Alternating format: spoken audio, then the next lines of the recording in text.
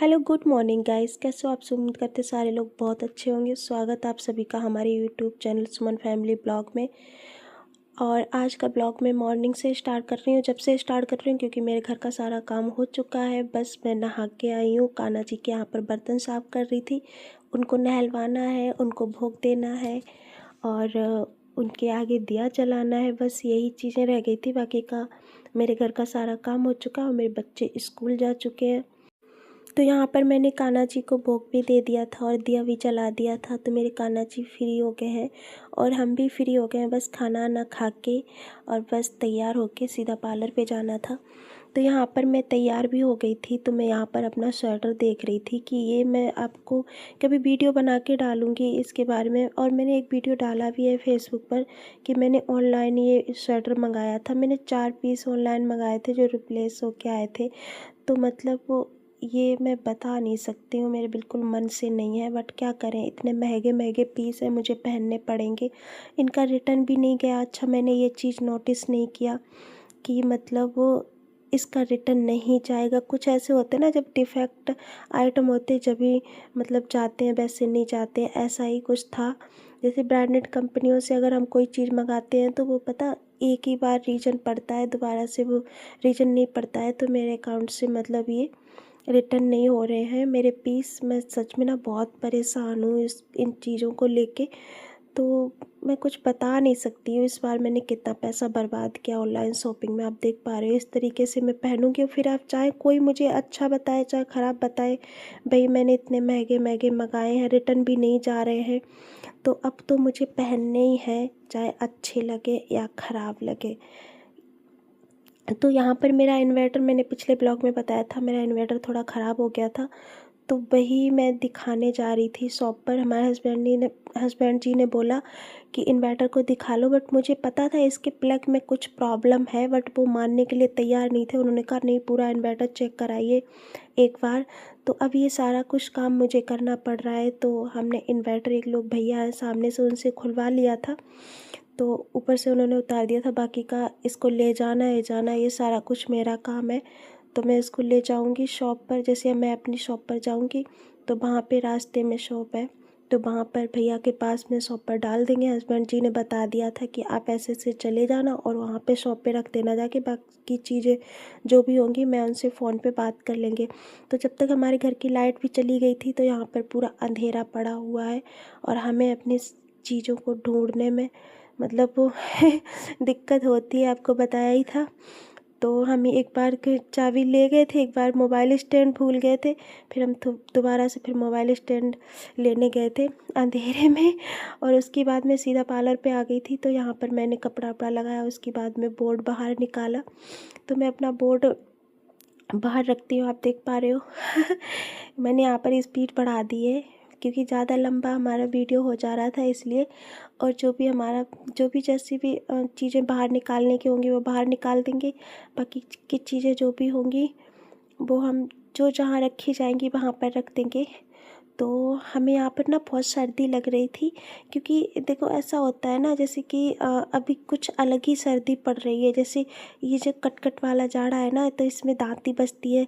जैसे कोहरा वोरा खूब पड़ता था तब इतनी सर्दी नहीं लगती थी, अब ज़्यादा ही सर्दी लग रही है। जबकि धूप निकल आती है तब भी सर्दी ज़्यादा लग रही है।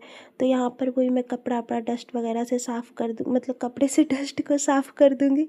मैं भी ना अभी बहुत टाइम हो गया ना, मुझे नींद आ रही है, बट मैं ओवर वॉइस कर रही हूँ यहाँ पर इस वजह से। और मुझे सर्दी भी लग रही है, आवाज़ भी मेरी जा रही होगी थोड़ा चेंज। तो यहाँ पर मैं कपड़े से डस्ट साफ़ कर दूँगी। तो आप देख पा रहे हो मेरा पार्लर कितना अच्छा लग रहा है। सच में मेरे पार्लर को नज़र ना लगे, मुझे ना अपना पार्लर बहुत अच्छा लगता है। मुझे यहाँ पर टाइम बिताना बहुत अच्छा लगता है। और जो भी कस्टमर आते हैं ना उनके साथ में काम करना मुझे बहुत अच्छा लगता है। बस इतना ही है कि मैं अपना टाइम से पार्लर खोल नहीं पाती, खोलती डेली हूँ बट टाइम से नहीं खोल पाती हूँ, ये सारी चीज़ें रहती हैं। तो यहाँ पर मैं झाड़ू वाड़ू कर दूँगी। और जब तक मेरा पार्लर एकदम सेटल रहेगा, जब तक मेरे बच्चे स्कूल से नहीं आएंगे, और जब भी मेरे बच्चे स्कूल से आएंगे ना तभी मेरा पार्लर में कुछ ना कुछ इधर का उधर हो जाएगा। अभी तक तो ऐसे ही रहेगा एकदम सेट, जहाँ चीज़ें जो भी रख देंगे बस उसके बाद में तो यहाँ पर मैं अंदर मैंने झाड़ू लगा के फिर मैं बाहर झाड़ू लगा दूँगी। आप मेरा पार्लर का फ्रंट देख पा रहे हो, गंगा रोड पे शकील मार्केट है जो, उसमें हमारा पार्लर है। और यहाँ पर ये फील्ड मिल जाता है, जैसे यू टाइप का मार्केट है, उसमें ये फील्ड है। तो इस फील्ड में मेरे बच्चे खेलते रहते हैं, पता मतलब यहाँ पर मेरी शॉप है तो मुझे एक चीज़ का बहुत आराम है, मतलब कि हमारे बच्चों से मुझे कोई प्रॉब्लम नहीं होती। उस फील्ड में खेलते रहते, नहीं तो मुझे बहुत मुश्किल हो जाता। अगर कहीं थोड़ा सा पतली गली होती या रोड वोड पे होता तो मुझे ना बहुत सारी प्रॉब्लम हो जाती। तो यहाँ पर झाड़ू वाड़ू करके मैं यहाँ पर भगवान जी को यहाँ पर भी पूजा कर दूँगी। और ये वाली पूजा ना मेरी बड़ी लेट हो रही है 12:30 का टाइम हो रहा था, जब हम पार्लर खोल ही पाए लेट, जब भी हम यहाँ पर पूजा भी लेट कर रहे हैं। तो उसके बाद में मैंने जो शूज निकाल के पूजा की थी ना, तो अब हम फिर से शूज पहन लेंगे कि भैया मुझे ना बहुत सर्दी लगती है। तो हम शूज वूज पहन के रहते हैं, क्योंकि ना मतलब सर्दी लग जाती है, अगर जुकाम वुकाम हो जाएगा ना तो फिर मेरा जल्दी ठीक नहीं होता है। बट सही बताऊँ तो मुझे पहली बात तो जुकाम वुकाम नहीं होता है, क्योंकि ड्राई फ्रूट वगैरह लेते रहो तो इतना जल्दी जुकाम वुकाम नहीं होता है। देखो हम हो गए, मेरे बच्चे हो गए, पूरी सर्दियाँ निकलती जा रही हैं, कोई जुकाम वुकाम कुछ भी किसी भी तरीके से प्रॉब्लम नहीं होती, क्योंकि टाइम टेबल ड्राई फ्रूट लेते रहो तो अच्छा रहता है सर्दियों के टाइम में। उसके बाद में मैं सीधा घर पे आ गई। मैंने पार्लर में कोई वीडियो शूट नहीं किया था, और मैं बच्चों को घर पे बिठाल के और फिर मैं इन्वर्टर भी उठा लाई थी शाम के टाइम। हस्बैंड जी से कॉल करवाया था, तो उन्होंने भैया ने बोला हाँ सही हो गया, इसमें कोई कमी नहीं थी। कुछ थी कमी, वो कमी नहीं ठीक हो सकती है। इसका फास्ट चार्जिंग कर दिया गया था, क्योंकि एक बार ये फूक गया था, तो मतलब कायमगंज में सही करवाया था, तो उसका कुछ प्रॉब्लम हो गया था। वो मतलब पता नहीं, कुछ मेरे को कुछ पता नहीं है ज़्यादा, बाकी का ये ठीक है जैसा है। लेकिन मेन चीज़ इसमें ये प्रॉब्लम थी कि इसका प्लग जो था वो ख़राब हो गया था, अंदर से जल चुका था। मैंने बोला था ना कि प्लग में ही प्रॉब्लम है, और मुझे पता है उसी प्लग में ही प्रॉब्लम निकली है।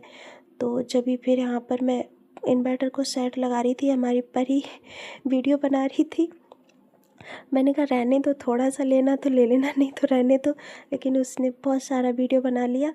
तो भाई यहाँ पे मैं सेट कर रही थी, और तो यहाँ पर ना मुझे ही सारा कुछ करना पड़ा, और कोई दिक्कत भी नहीं है, मैं कर भी लेती हूँ, क्योंकि हमारे हस्बैंड जी ने ना मुझे इतना ट्रेंड कर दिया है।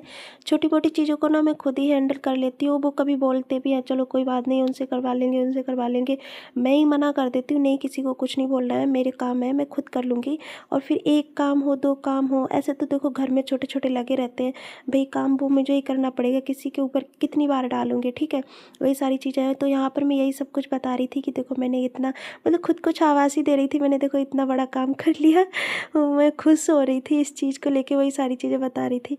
तो यहाँ पर पूरा लाइट कनेक्शन मेरा यहीं पे रहता है। तो जब कोई दिक्कत होती है ना, तो उसको पूरा सिस्टम उतारना चढ़ाना ये सबसे ज़्यादा मुश्किल होता है। तो आज का ब्लॉग मेरा बस यहीं तक। अगर आप लोगों को ब्लॉग अच्छा लगा हो तो प्लीज़ लाइक कमेंट शेयर ज़रूर करिएगा। चैनल पे नए हो तो प्लीज़ सब्सक्राइब भी कर लीजिएगा। और ब्लॉग में बनाती रहती हूँ, और छोटे छोटे आते हैं, बट अब मैं प्रॉपर ब्लॉग बनाया करूँगी, तो प्लीज़ सपोर्ट भी करिएगा। Thank you.